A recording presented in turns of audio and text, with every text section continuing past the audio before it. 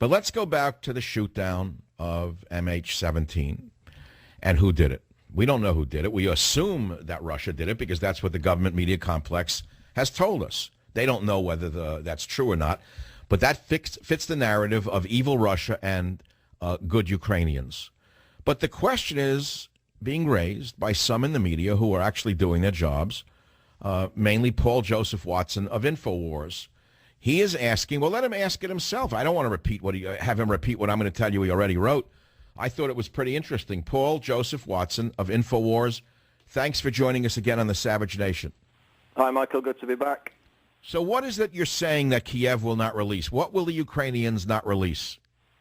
They will not release the air traffic control tapes in communication with the Malaysian Airlines flight. We know that the first Malaysian Airlines flight that went missing back in March, the transcripts of those air traffic control communications were released within 3 days.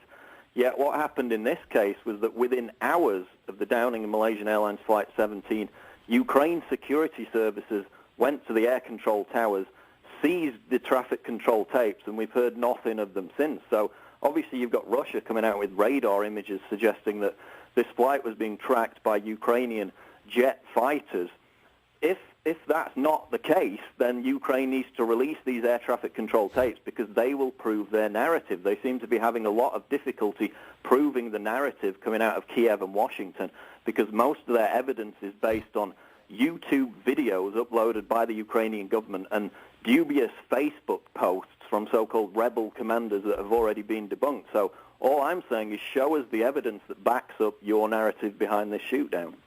Well, look, on the face of it, using logic, Russia has nothing to gain and everything to lose by having downed a commercial airliner. Okay, let's start with that.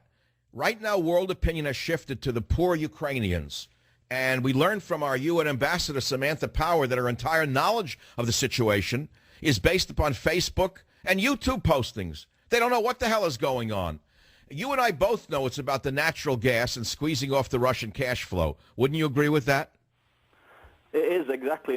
In the larger context, of course, this shootdown happened literally the day after the BRICS nations came out and announced their anti-IMF, anti-dollar system, which, of course, represents a major threat to the unipolar world system, the New World Order being pushed by the likes of NATO and the Obama administration.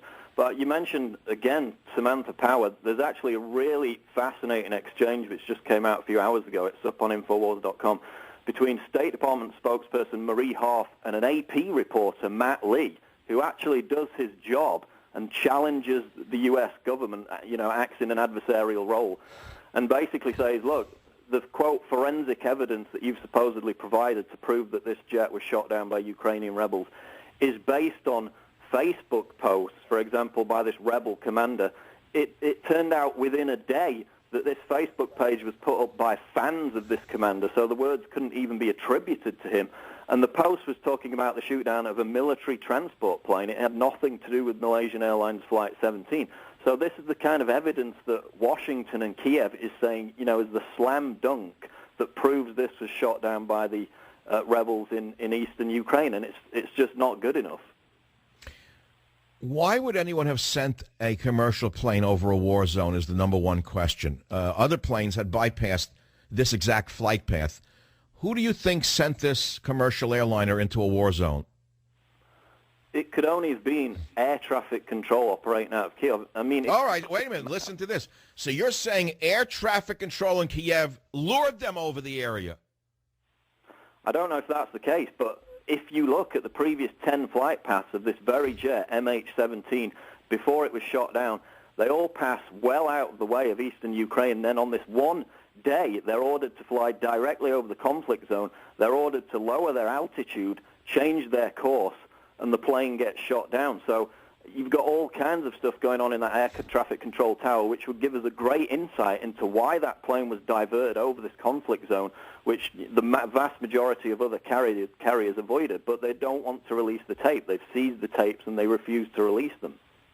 Well, what you're saying makes sense to me because neither Russia nor the eastern Ukraine separatists had the ability to order air traffic control to shift the path of MH17 to the north to bring it over the kill zone.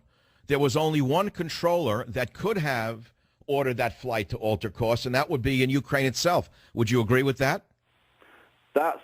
makes the most sense to me. And then on top of that, apart from, quote, Russian propaganda saying that the jet was followed by Ukrainian fighter jets, you have aviation experts based out of the U.S. that are saying the same thing, that it looks like it was diverted either with air traffic control, but also with the direction of these fighter jets. So if we got the released air traffic control tapes, then we would know for sure if Malaysian Airlines Flight 17 was indeed being tailed by Ukrainian fighter jets shortly before it crashed. And, of course, that would change the whole perspective of the official narrative that's being pushed by Washington and Kiev right now. Mm-hmm. So all you're asking for is release the air traffic control tapes, and Kiev will not do that, to summarize it. Is that correct, Mr. Watson? That's correct. And there's also another big story which you put out which ties into this, which is Robert Parry, who broke a lot of the Iran-Contra stories working for the Associated Press and Newsweek. He has a source who told him directly that the U.S. has satellite images which show that the missile was fired by Ukrainian soldiers. They've got the images of the Ukrainian soldiers in their uniforms. Now, that's a credible guy. That's not some internet conspiracy theorist. Robert Parry is a credible, award-winning journalist. He's developed sources over decades. He's got a source that's saying that the missile was fired by Ukrainian forces in their uniforms and that the U.S. has proof of that and is not releasing it. So, again, that's just as credible as Kiev coming out and saying, we uploaded a video, here's a Facebook post where the rebels claim responsibility. That's not forensic evidence. It's not good. Let's look at who gained most by this tragedy of shooting down a commercial airline and killing all those people. Did Russia gain? No. Who gained? The Ukrainians gained. So you have to say, let's look at the evidence on both sides before we rush to judgment and wind up banging into another war with Russia, which is, God forbid, what's liable to happen if we listen to idiots like Bolton and McCain who are screaming for war. In more words than one, all you hear from them is, we mustn't let him get away with it. They're old apparatchik of the KGB. We must make them pay. What do they really want? What do they want? What do these lunatics want, Paul? Well, they're obviously trying to encircle Russia. Russia's not even really expanding. They're being surrounded by NATO bases. But again, I think it's just the threat of a good example of, an alternative system to this IMF system based on the dollar, which the BRICS countries are introducing. Then you look at it in further context. These sanctions against Russia were completely toothless. The Russian stock market has gone up in the past few weeks. They needed a reason to beef up these sanctions, which is now happening in the aftermath of this incident. And Ukrainian forces in eastern Ukraine were suffering heavy casualties in fighting with these separatist rebels in the days running up to this incident, to this shootout. So if you place it in context, Ukraine was basically crying out for a casus belli to really ramp up both these sanctions and put pressure on Russia not to support these rebels. So it's very convenient timing, to say the least. Well, the narrative in all the newspapers in America is evil Russia shot the plane down on purpose.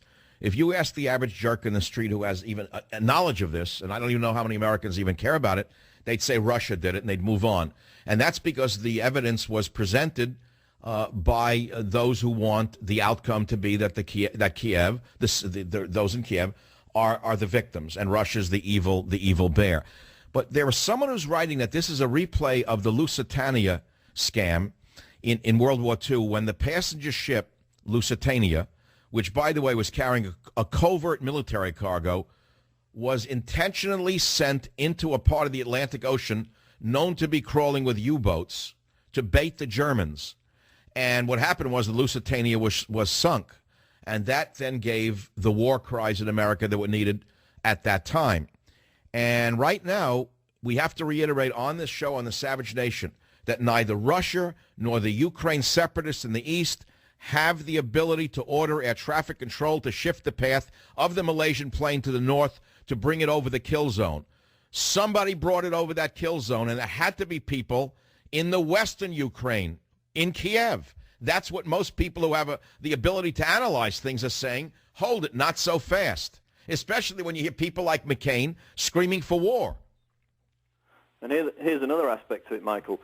The separatist rebels don't have possession of the Buk missile system. That's not coming from Russian propaganda. That's Ukraine's prosecutor general who stated, quote, the military told the president after the passenger plane had been shot down that the terrorists did not possess our Buk missile systems.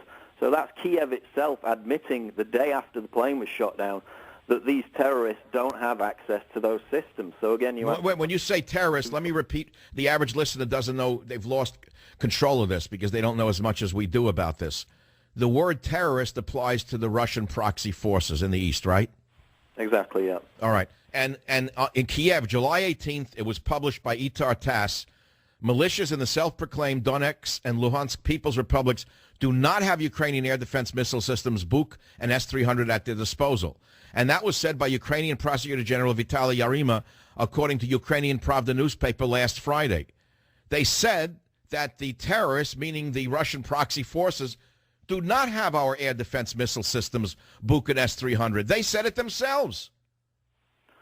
And again, the U.S.'s case, Kiev's case, is also based on another YouTube video. Again, this is their forensic evidence, which they claimed showed one of these Buk missile systems being transported back over the border into Russia, having been used to shoot down the airliner.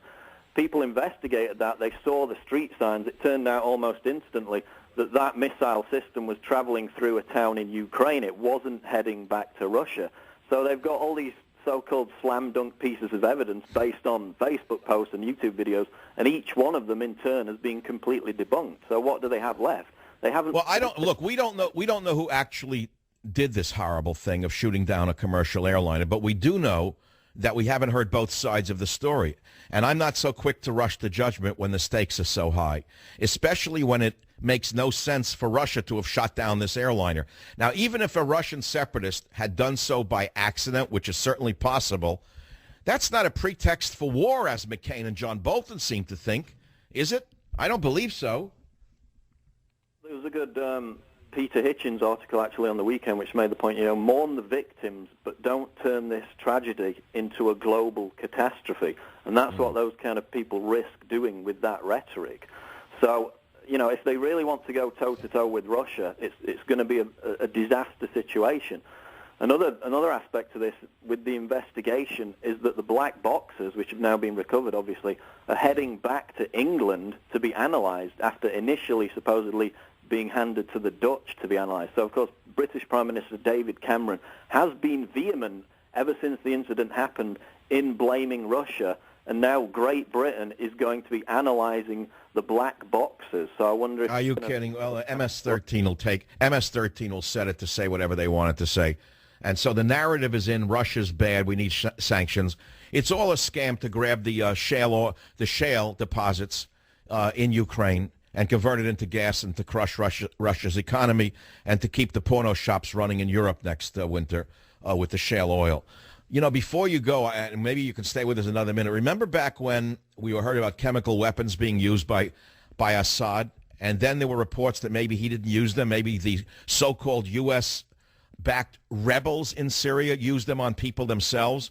Whatever happened with that story, Paul? Well, that's interesting because obviously now any skepticism towards this shoot-down of the airliner is being characterized as Russian propaganda. It was also characterized as Assad propaganda. Yes. Question the Ghouta chemical weapons attack. Paul, can you stay with us another few minutes? Because that's exactly right. Every time I get up here and try to use logic and reason, they call me a front man for the KGB. I'll be right back. It's 55 minutes after the hour. You're listening to the one and only Savage Nation. We're talking about the shoot-down of the Malaysian airline plane from a different perspective. We're asking who actually did it. You've rushed to judgment because Murdoch and everyone else in the media has already said the Russians did it.